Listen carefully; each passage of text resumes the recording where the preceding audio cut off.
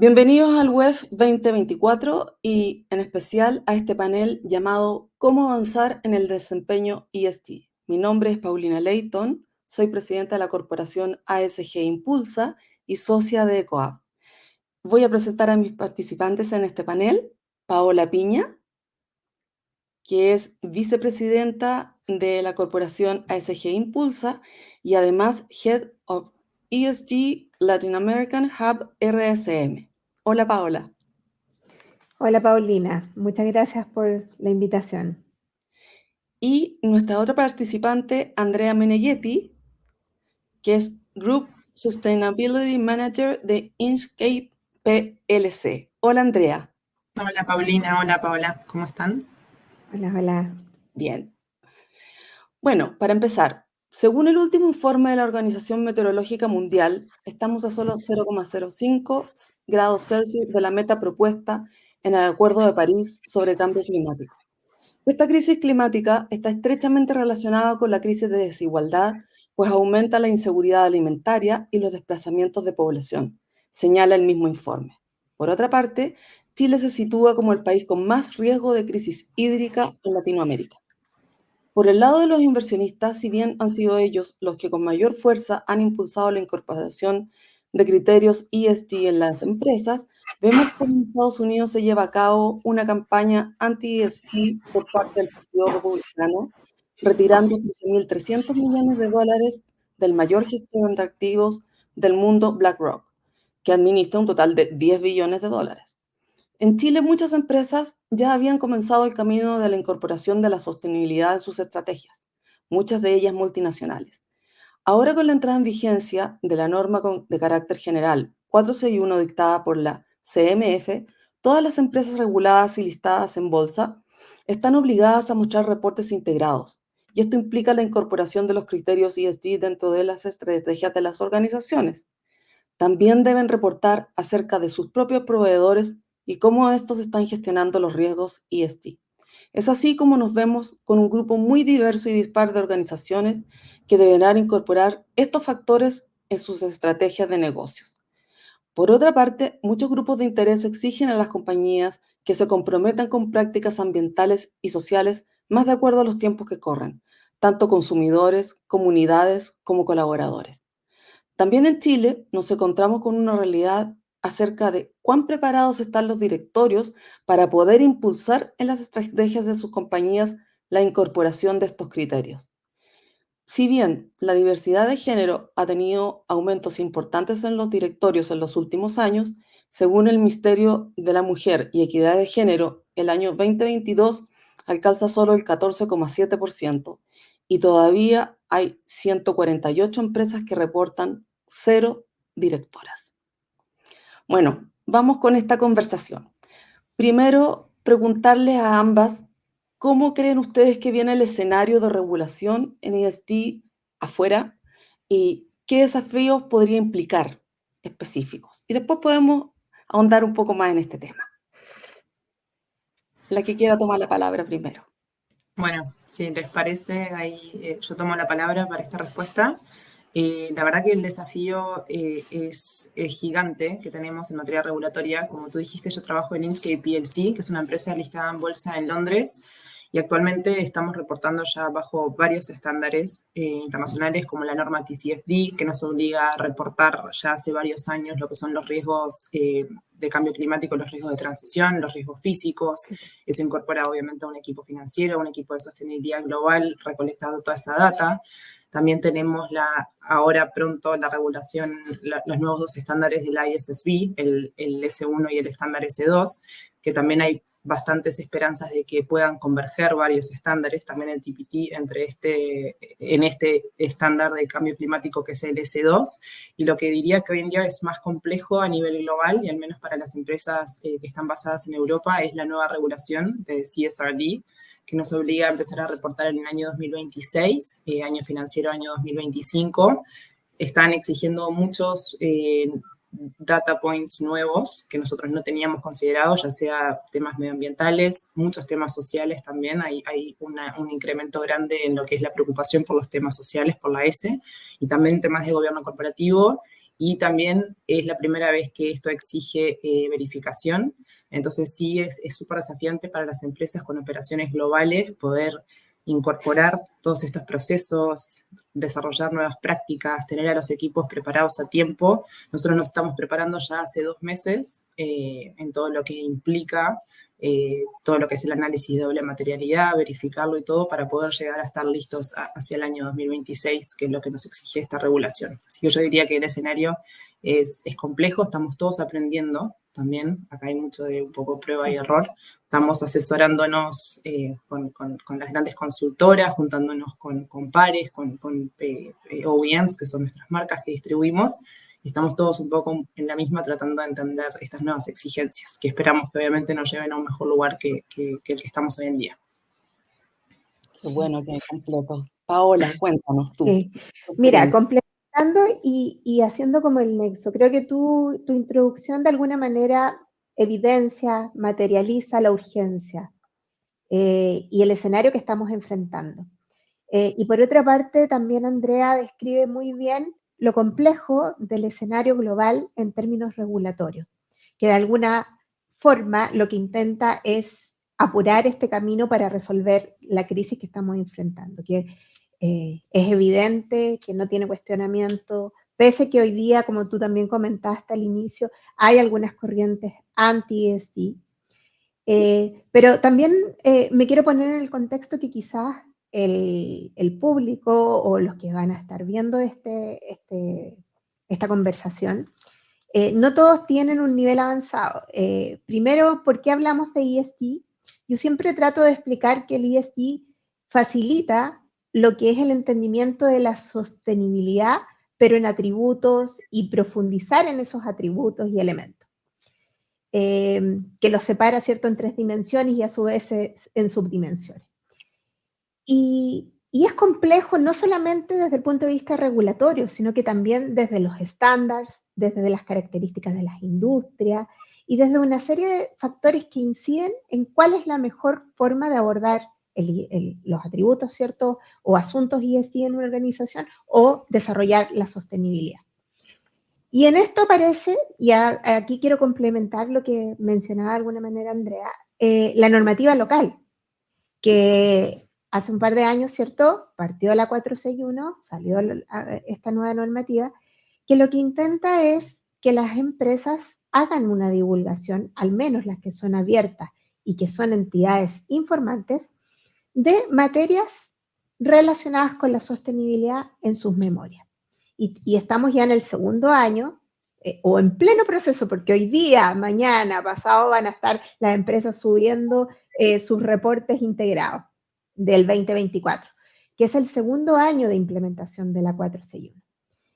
Y la 461 pone en desafío a empresas grandes y también a las que no están relacionadas con estos reportes directamente, porque empieza a preguntar y a indagar respecto de métricas, respecto de gestión relacionada con la sostenibilidad y cómo la gobernanza de las organizaciones se relaciona también con aquello.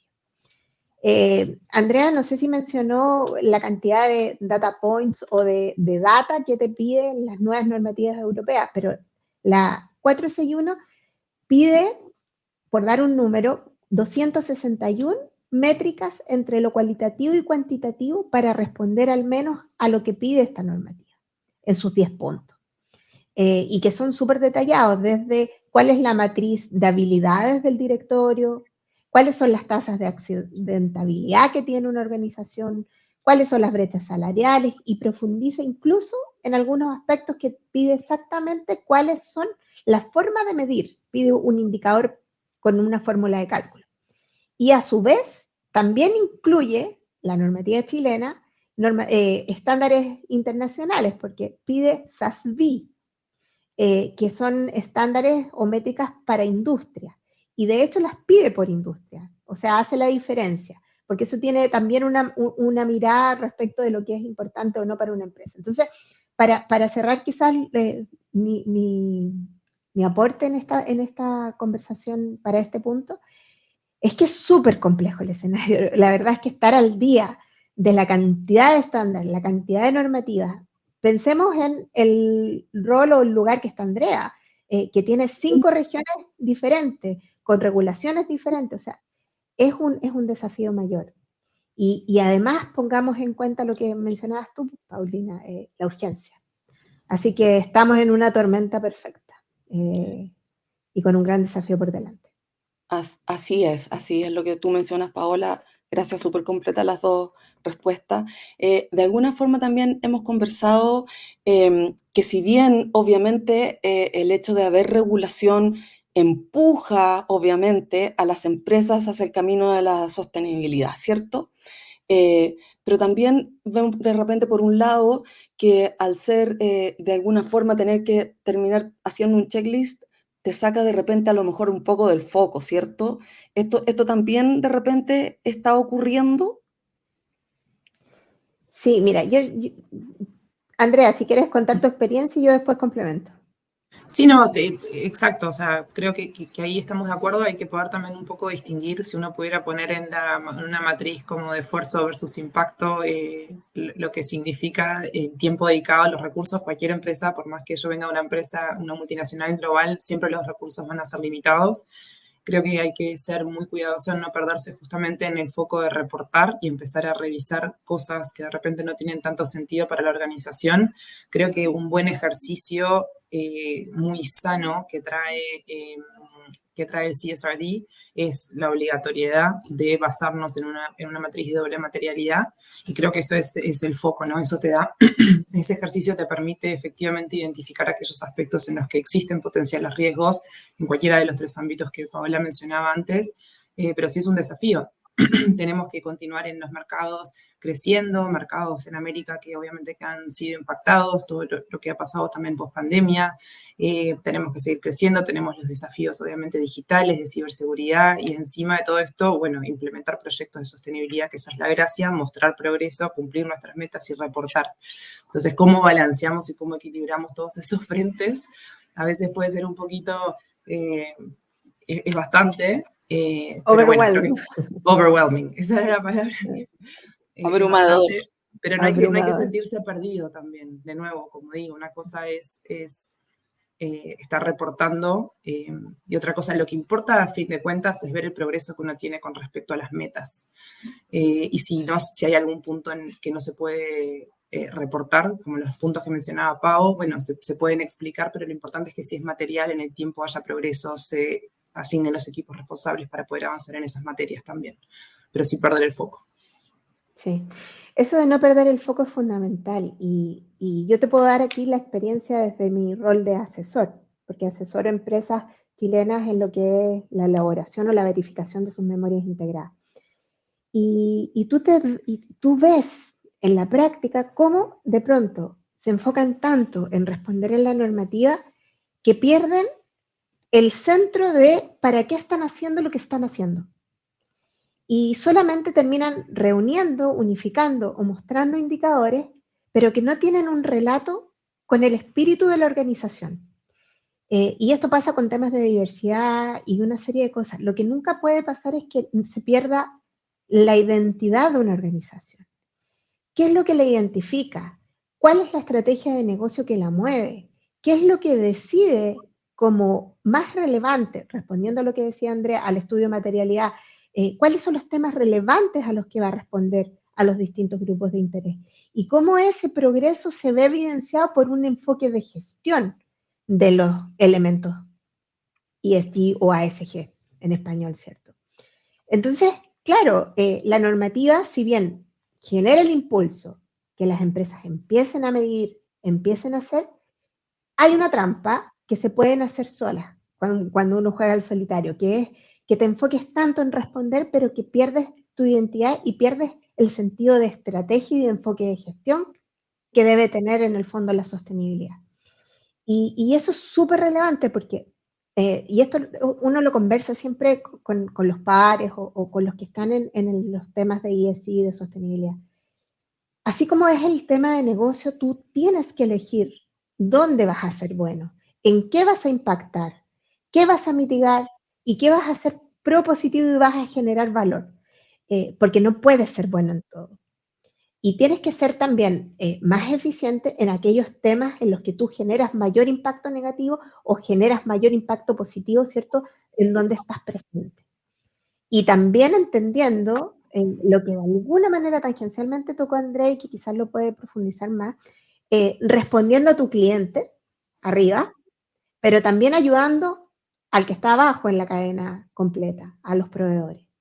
Entonces sí, es un avance, es un impulso, pero es un poco difícil, o sea, hay mucho de prueba y error y los primeros años son complejos en la implementación. Así que hay que ver cómo... Sí. Por solo complementar, creo que el punto que toca Paola respecto a la narrativa y a la historia más arriba es fundamental. Nosotros somos una empresa global que entrega movilidad al mundo, ese es como nuestro propósito. Nuestro rol es entregar movilidad y en este contexto es entregar movilidad más sostenible. Entonces, de ahí, esa es la lupa o los lentes que nos ponemos a la hora de mirar todos estos temas. No quiero decir qué cosas no serían importantes para no equivocarme con el ejemplo, pero está claro que todo lo que tiene que ver con, no sé, con la seguridad vial, con infraestructura, con la transición a la electromovilidad, con emisiones, esos son los temas que son relevantes para nosotros. Entonces la narrativa y hacia dónde tú vas y qué es lo que mantiene a tu negocio vivo y qué es lo que haces el core de tu negocio, ahí es cuando conectan y enganchan perfectamente la sostenibilidad con la estrategia. Y ESG es básicamente cómo lo medimos, es el performance que tenemos de esta estrategia de sostenibilidad que está dentro de la estrategia y dentro de la narrativa del negocio. Claro, y ahí se va entendiendo de repente por qué cada día se hace más necesario que la empresa dentro de su narrativa tenga un propósito, digamos, no solo de su narrativa, sino que de su quehacer, ¿cierto? Por lo mismo de lo que veíamos, o sea, enfrenta a distintos stakeholders. Ahora quiero llevarlos al lado de cuáles son las principales barreras que creen ustedes que estamos enfrentando las grandes empresas al intentar mejorar el desempeño de los ESG. A lo mejor ya lo hemos conversado un poco, pero ¿cuáles otros obstáculos ven ustedes? Bueno, hay obstáculos. Esto no es un mundo color de rosas. Hay obstáculos de distinta índole o de distintos ámbitos. Yo podría hablar un poquito más de repente de los obstáculos culturales, ¿no? De cómo poder hacer también que en las distintas regiones, que los cargos de liderazgo también puedan entender un poco la profundidad de este tema. Estos no son temas nuevos, como a veces escucho, no es un tema nuevo, pero sí hay un montón de desconocimiento, es un tema mucho más técnico de lo que uno cree. Esto no se aprende habiendo escuchado una charla, hay que estudiar, hay que participar de estos webinars, hay que leer y es constante. Yo básicamente tengo que estudiar todos los días. Entonces, transmitir constantemente ese mensaje y poder abrirle la cabeza a los ejecutivos comerciales, a los gerentes generales de nuestros mercados con estos temas es súper relevante y que entiendan los riesgos que tenemos de transición, que esto puede significar para nosotros si no logramos hacer la transición a tiempo con la electromovilidad. Tenemos riesgo de perder participación de mercado, ese es como el nivel de gravedad. Eso hace que el valor de nuestra acción en el tiempo vaya a caer y no podemos responder a los shareholders ni tampoco a nuestros colaboradores, a nuestros 22.000 colaboradores que les debemos los puestos de trabajo. Entonces, para mí eso de repetir ese mensaje constantemente y conectar desde ese lugar es un desafío. Y bueno, después los desafíos más prácticos, obviamente, para una multinacional del tamaño de Inchcape, que operamos en más de 50 países, es lograr consolidar esta información, homologar prácticas, homologar procesos, que la información en el mercado se revise bien para que llegue a la región bien revisada y para que finalmente nos llegue al grupo de una forma que se pueda sumar.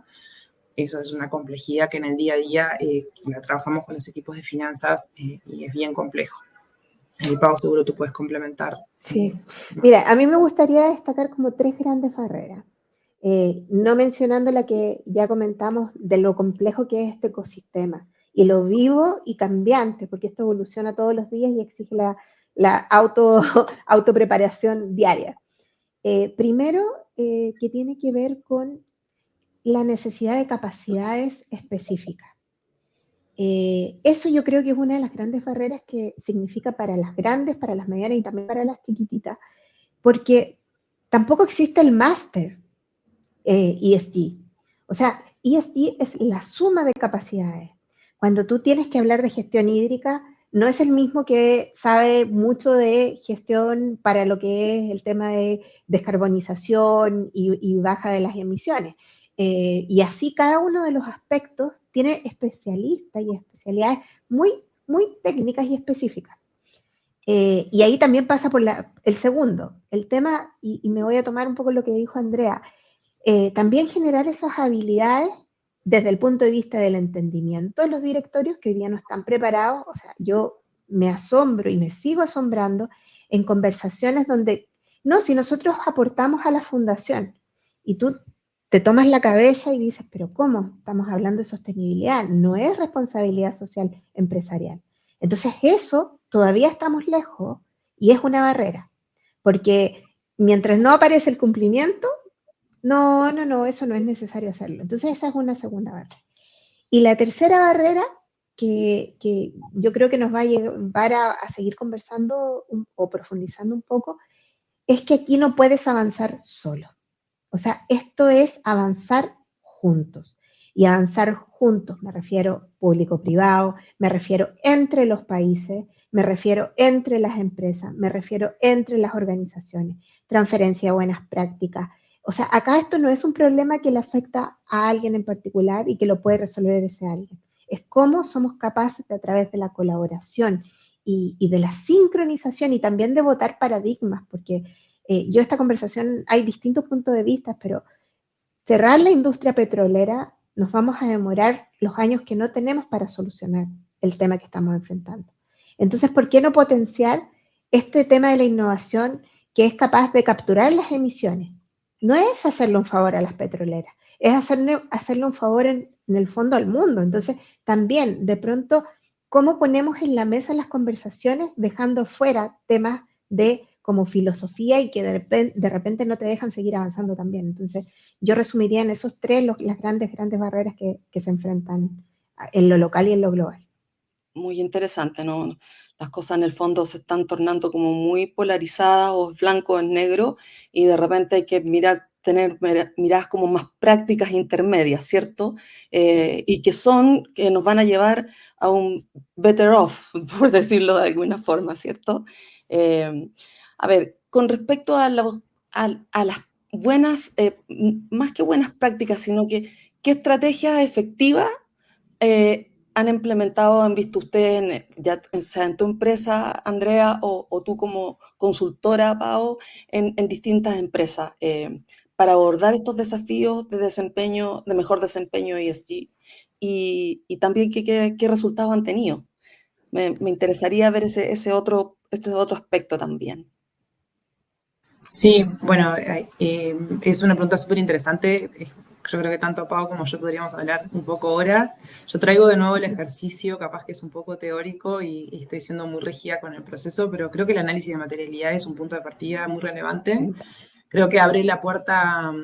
Me acuerdo cuando estudiaba que decían análisis de materialidad y a mí me gusta hacer las cosas de una forma más libre. Decía, pero ¿por qué tiene que ser tan cuadrado? Y sí, efectivamente, tú estás saliendo hacia afuera a preguntarle a tus distintos públicos de interés una serie de temas y cómo ellos ven los riesgos de eso. Cuando tú incorporas esa mirada externa hacia el interior es cuando realmente puedes identificar aquellos temas que son relevantes para ti. Y a partir de eso, con esos focos, creo que los focos también pueden ser la materia prima para redactar esta narrativa de sostenibilidad, o sea, hacia dónde me tengo que orientar, cuáles son mis principales riesgos y cómo los voy a esa es la palabra, address, cómo voy a hacer para trabajar con esos focos y una vez que está la narrativa, por supuesto incorporarla a la narrativa más grande de la organización y ser súper específico con los pilares, si es que se trabaja en formato de pilares, disponibilizar los equipos. He visto mucho también algunas empresas que están partiendo con el tema, que están externalizando el tema de sostenibilidad, que eso creo que justamente es una antipráctica. Siempre se necesita consultores y que van a aportar una mirada desde afuera para procesos de materialidad y un montón de procesos, pero la capacidad tiene que ser interna porque justamente está tan vinculado a la estrategia que no se puede tercerizar como la sostenibilidad de la empresa. Entonces, desde ese sentido, bueno, trabajar en los indicadores, en los KPIs, en los focos, en las estructuras, en la gobernanza de cada uno de los temas. Yo puedo hablar un poquito más del pilar de Planet. Cortamente, nosotros hacemos manejo de las emisiones de alcance 1 y de alcance 2. Estamos evaluando si es que podemos tener targets para el alcance 3. tenemos un proceso, trabajamos con Carbon Trust a nivel global y desde nuestra baseline, que es en el año 2019, hemos reducido las emisiones en 30%. Eso significa desplegar año a año programas específicos hacia todas las regiones y todos los mercados con alternativas, entendiendo que no todos los mercados tienen las mismas posibilidades, hablando de paneles solares, tarifas verdes, PPAs, los submetering, pero esos son los programas que nosotros desplegamos y después hacemos un apoyo regional constante, levantando los potenciales riesgos de no llegar a las metas a tiempo. Y bueno, y lo otro que lo comentábamos también antes cuando conversamos internamente es el tema de los incentivos en los cargos ejecutivos. Nosotros sí tenemos incentivos, los CEOs de nuestras regiones tienen incentivos específicos en los bonos para poder cumplir también con estas metas, que claramente siempre eso va a ser importante porque va a ser parte de los focos a gestionar. Así que eso es lo que yo les puedo contar un poquito de mi experiencia implementando la estrategia de sostenibilidad. Yo si tuviera que compartir así como buenas prácticas, primero partiría como en lo más teórico. O sea, yo creo que cuando tú ves, porque puedes encontrar buenas prácticas de distintas industrias, de distintos tamaños de empresa, pero primero pasa por hacer las cosas en serio. Y cuando tú haces las cosas en serio tienes que ser Mateo, que es un poco lo que estaba justamente describiendo Andrea.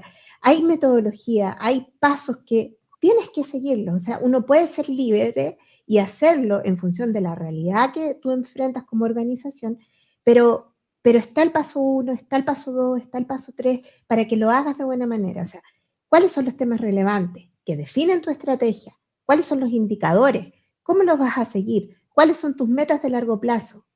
¿Cómo vas a hacer la divulgación a tus grupos de interés de contar ese progreso? ¿Y cómo vas a estar estableciendo la mejora continua? El que se toma en serio ese proceso es capaz de implementar de pronto algo sencillo, pero muy bien hecho y que aporte, que genere impacto, o algo muy complejo que termina siendo también brillante. Entonces, lo primero es tomárselo en serio y ahí vas a encontrar distintos tipos de buenas prácticas.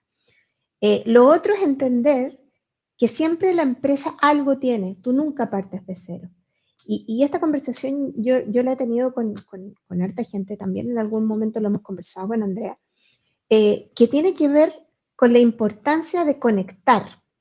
Y aquí voy a darlo con un ejemplo práctico. Tú la innovación no la puedes llevar a un tercero, que un tercero te haga la innovación. Tienes que ser capaz de incorporar la innovación, lo mismo con la sostenibilidad, y articular esa sostenibilidad en todo el hacer de la organización. Entonces, buena práctica es muy relevante, ojalá a partir de un propósito, ese propósito bajarlo en pilares, esos pilares bajarlos en acciones y estar continuamente comunicando y mostrando cómo vamos. Y ahí aparece, yo diría, una tercera gran práctica, y que ahí de pronto, no sé si Andrea nos puede compartir alguna en su experiencia específica, pero tiene que ver con involucrar a todos los grupos, y no solo los internos, también a los externos. Los externos, cuando tú haces un estudio de materialidad, los estás incorporando en esa estrategia de sostenibilidad o en esa articulación. La participación de los colaboradores no solamente te genera valor de marca empleadora, sino que también te genera ese valor de incorporar la sostenibilidad en la empresa. Entonces, yo prefiero dar ese tipo de ejemplos. Podría darte subejemplos de muy buenas prácticas, también temas de colaboración. O sea, por ejemplo, la industria vitivinícola o la industria de turismo se juntan y fueron capaces de establecer al menos, hoy día se queda corto y tienen que volver a mirarlo para poder responder a Europa cuando exporten, pero partieron con un manual de buenas prácticas para su propia industria, entendiendo esos temas relevantes. Y sobre esas buenas prácticas que como gremio acuerdan, están avanzando. Esas también son súper buenas prácticas que permiten el desarrollo, especialmente cuando tú son empresas más pequeñas. Porque, como decíamos al comienzo, una de las barreras es el conocimiento. O sea, aquí se requiere harto conocimiento de industria, técnico, de estándares, de regulaciones, etc.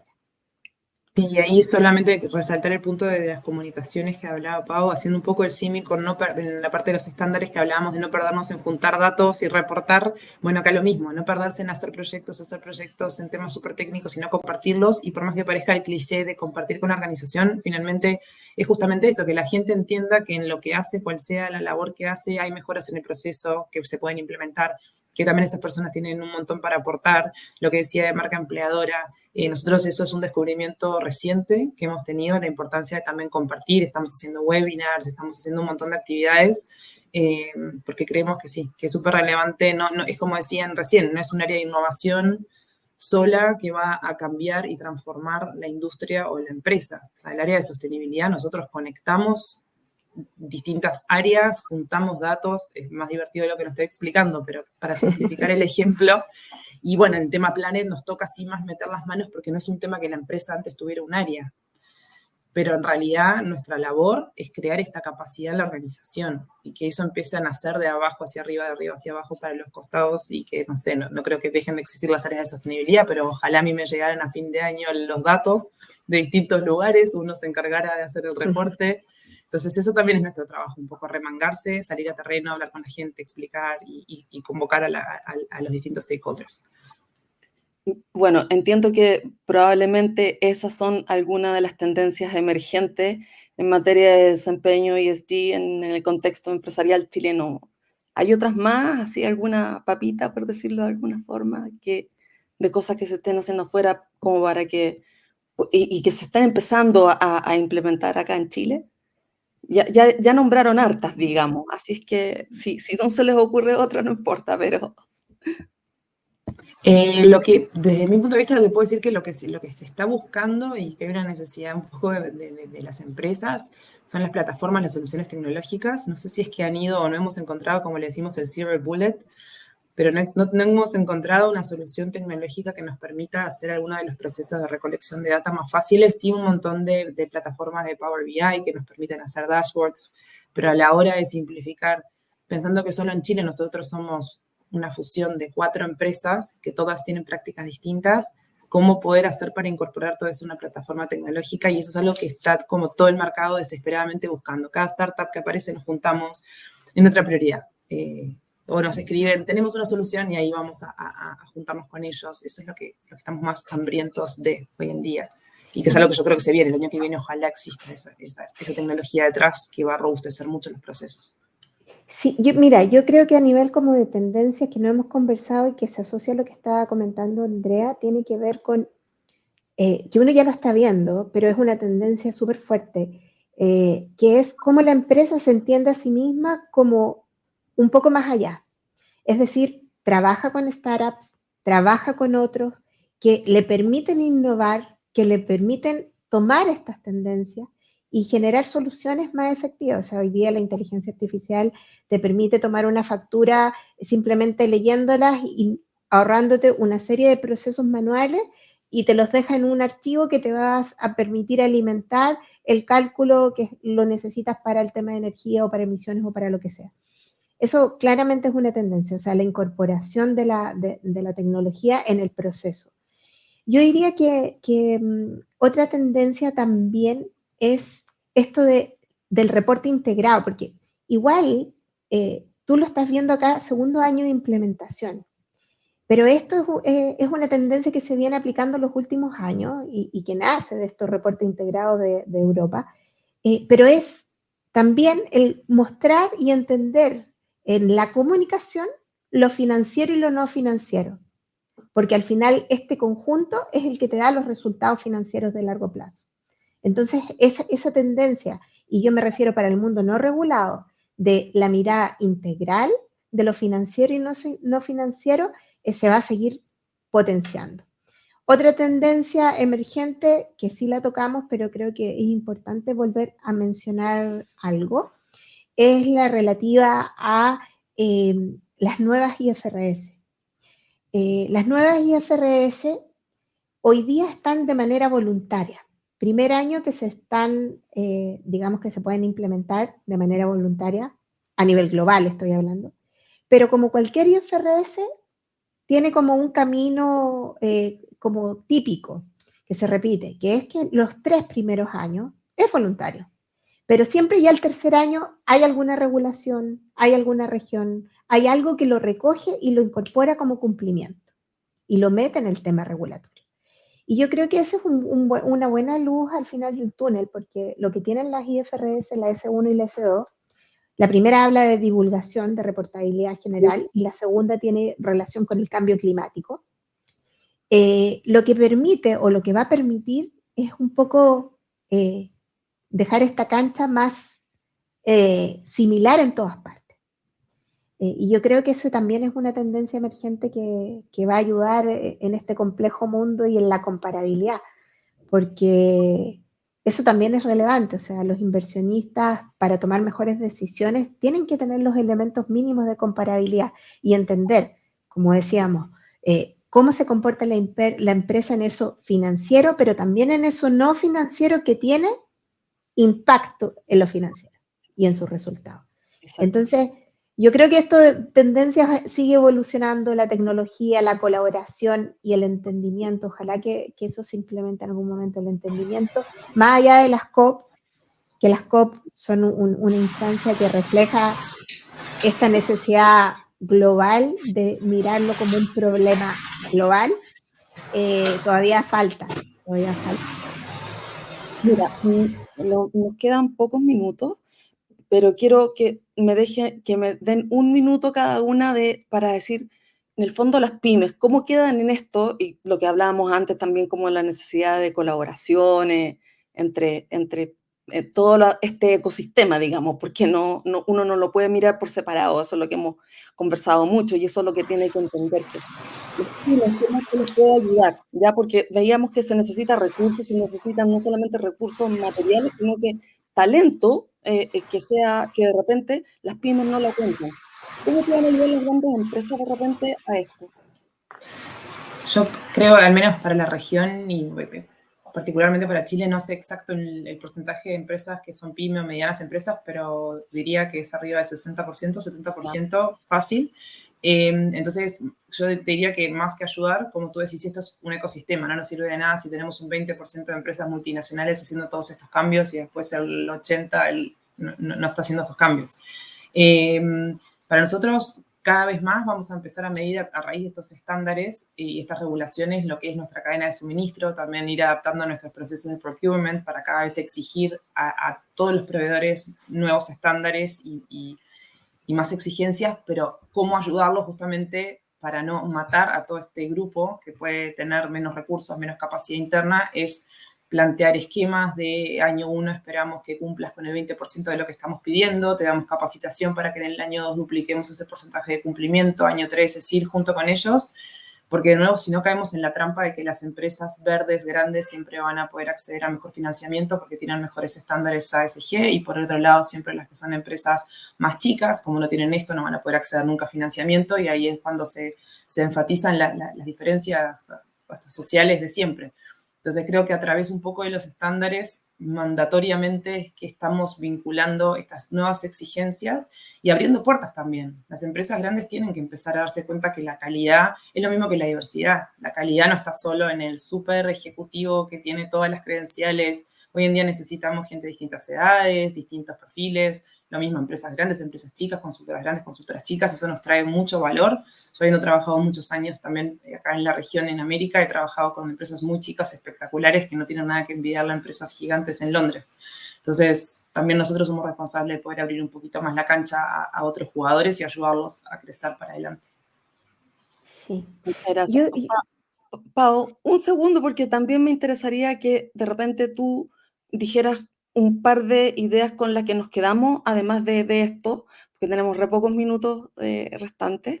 Entonces, esto y qué ideas generales te quedan como las más importantes, como highlights, por decirlo de alguna forma, de lo que hemos conversado para un buen desempeño de los ESG. A ver, si tú me dices pensando en hacer como un closing, un cierre, unas conclusiones de todo lo que hemos conversado y de lo último que mencionó Andrea. A ver, lo primero es que esto hay que tomárselo en serio y entenderlo como algo que responde a una crisis que estamos viviendo y que no se soluciona aisladamente. Segundo, que cada actor tiene un rol que cumplir en este escenario. El regulador de establecer buenas regulaciones que permitan avanzar, pero que no asfixien al más chico, porque, por ejemplo, el tema de proveedores, aquí hay un rol de la empresa más grande de desarrollar a su cadena de suministro, de desarrollar emprendedores locales, de transferir buenas prácticas. Y el más pequeño, que no tiene el presupuesto, que no tiene esas capacidades, de también ser Mateo y tomar esa transferencia de práctica, de investigar, de participar de estas redes de colaboración, de redes de profesionales, de redes de instancias de industria. O sea, hay algunas que son pagadas, hay otras que no son pagadas, estamos llenos de webinars, o sea, hay donde ir a buscar. Entonces, es entender que dependiendo del lugar que uno esté, hay un rol que jugar. Por ejemplo, en el caso de nosotros, siempre como asesor uno trata de jugar un rol de entender y ayudar en la realidad propia que tiene cada organización, de ser más eficiente, de ser más efectiva y de poder entender e implementar la sostenibilidad en serio. La parte pública, ahí también tiene su rol, o sea, cómo se hace cargo no solamente de exigir y de crear normativas, sino que de apoyar, de generar incentivos. O sea, sale más caro ser verde. Entonces, no entender solamente el ayudar poniendo impuestos para que tú pagues si no eres verde, sino que al revés, tener incentivos para tomar esos caminos que son más difíciles y que son más inciertos también. Entonces, yo creo que en estos desafíos, para ser capaz de abordarlos apropiadamente, o sea, es colaboración, ecosistema y un rol que cumplir de cada uno de los que somos parte de ese ecosistema. La transferencia de buenas prácticas, esto no es el que lo hace mejor, soy como la estrategia de negocios, no, abrir, lo que decía Andrea, abrirse a los proveedores, abrir lo que uno, contar, participar, transferir las buenas prácticas, generar estos cambios en la industria donde uno está presente. Yo diría que eso es fundamental. Y tercero, para como cerrar, es entendiendo todos los desafíos, entendiendo ese rol, entendiendo el tema de cumplimiento, no perder nunca la identidad de quién eres. O sea, una empresa X tiene que partir por su propósito, entender la cultura que tiene, esa cultura llevarla, asociarla con temas de sostenibilidad y el hacer que la gente participe, que los grupos de interés participen, pero siempre, si tú no tienes una identidad clara, no puedes ser eficiente en nada. Y la sostenibilidad exige ser eficiente. Entonces, nunca perder la identidad. Y ahí yo la recomendación para algo súper práctico, o sea, por ejemplo, en los reportes integrados, no perder cuál es tu story, qué es lo que tú estás relatando, cómo estás contando tus KPIs, tu progreso. No es el cumplimiento del 1, del 2 hasta el número 10 de la normativa. Entonces, la identidad para mí hace como el cierre de diferenciarnos también, porque con esa diversidad, en el fondo construimos algo mejor. Y eso también pasa en el ecosistema de las empresas. Exactamente. Y bueno, ha sido súper interesante esta conversación, así es que la idea yo también la dejo como, creo que la colaboración, el hecho de poder apoyarse en instituciones o en el lado de las empresas grandes también abrirse, yo creo que, bueno, todas esas cosas nos quedan, así es que muchas gracias a las dos por el tiempo y ojalá que esto sirva en el fondo, porque el propósito nuestro por lo menos es justamente ese. Muchas gracias.